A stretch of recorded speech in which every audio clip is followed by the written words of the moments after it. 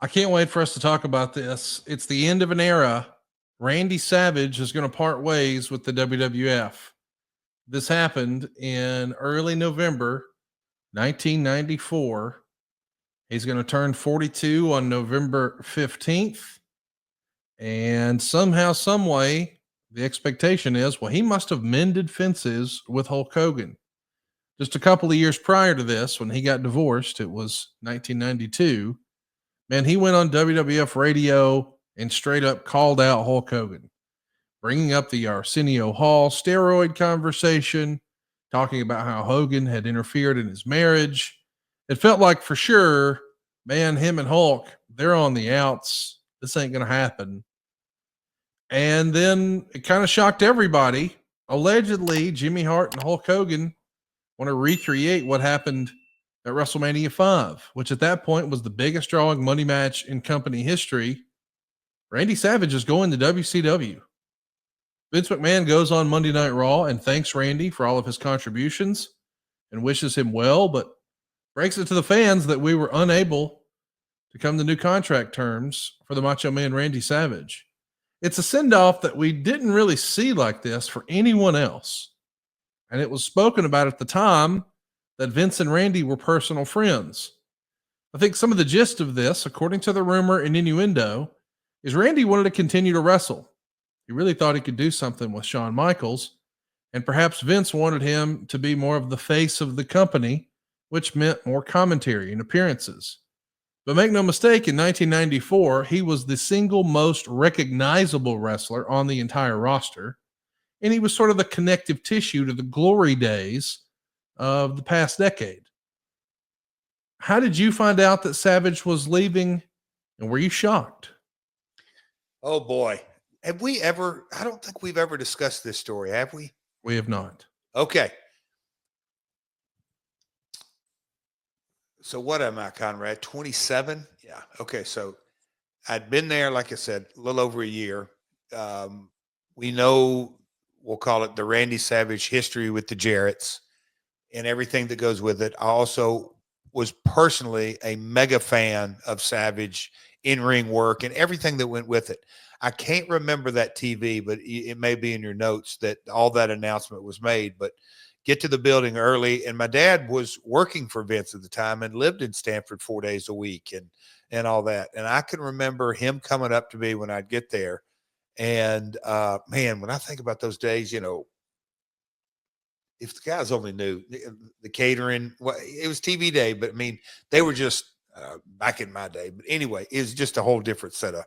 You came to TV. There was a lot of work to be done. I'm not going to say catering was great and all that, but my old man came to me and he just had the most bizarre look on his face and said, "Can I speak with you?" And I'm like, "Okay, if he's asking to speak with me, that's code for Jarrett. This is serious.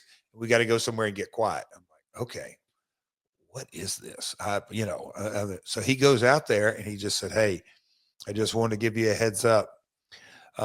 Vince and Randy are parting ways in WWE," and he went into the whole thing. Savage is leaving, and my dad he wasn't crying, but he was he was emotionally upset that it had come to this because of obviously all the respect, but he also, and I'll just say, completely agreed, or he was going along with the company line, but he convinced me that, look, I can just hear him say it. "Look, son, if Vince is going to go with this new branding and the new generation, and he wants to get away, and make no mistake about it, it was getting away from the Hogan branding and probably the steroid era and Hulk and just everything from the 80s, because I think there was a bad taste and he had beaten the government, and Vince, more than anything, I think, wanted a new day in the WWF, and he was hell bent on this new generation.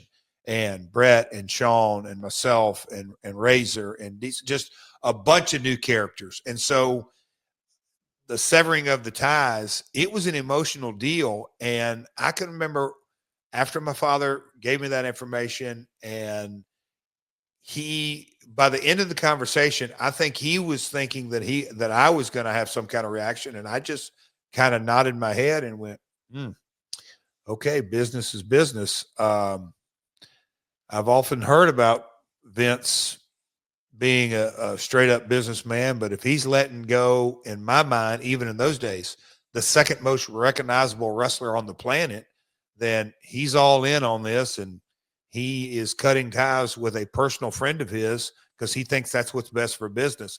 And that was just I was shocked. I think everybody was shocked that it was really happening, and the Slim Jim deal and the marketability. And again, he's an announcer, but he is the most recognizable talent roster we had on the talent on the roster. So it was a huge deal.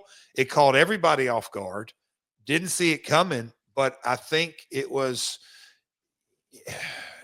like our industry. It's the cold part of it was, I think this might have been a Raw taping. The next day at Superstars, it was on with business. And that's just the nature of our industry. The train never stops for no one. I mean, nobody. How was it received? Was he well liked amongst the boys? Did they see this as an opportunity? Hey, they got it in the budget now. Somebody can make more money. Let's go get it. Or I think there was such a respect level for Randy. He was just, and look, maybe this is just my perspective. He's in a different category. You look at guys that have their own mega sponsorship deal, and he wasn't even quote unquote a wrestler. He was the Raw commentator. It was, okay, this is a loss, but we all not only understood the loss, but you support your boss and go, okay, if this is what he thinks best for the product, look at his track record. We're going to beat that drum that he's beating right now. That's where I don't want to say the business has changed. I think society and the second guessing, and I'm going to throw in there the social media, the day and age of having a cut and dry decision and moving on. Like I said, 24 hours later, we're at Superstars, and it was pretty much business as usual. Those days are gone because of the way we absorb information and the news cycle and the narrative that can be created and the messaging and everything that goes with it. SaveWithConrad.com. Hi, I'm Sean Soto. I live near St. Louis, but I listen to a few of the podcasts. Real and JR, 83 Weeks, quite a bit.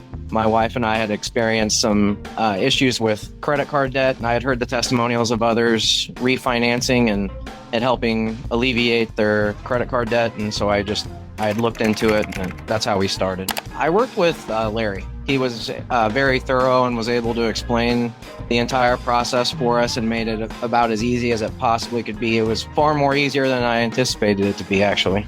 With the credit cards and everything that we had, we were paying the minimum monthly payment every month and basically getting nowhere for, I don't know, probably the last 5 years. And after everything was all said and done, we completely paid off all the credit card debt, and we were saving, after paying those off, we were saving over $300 a month.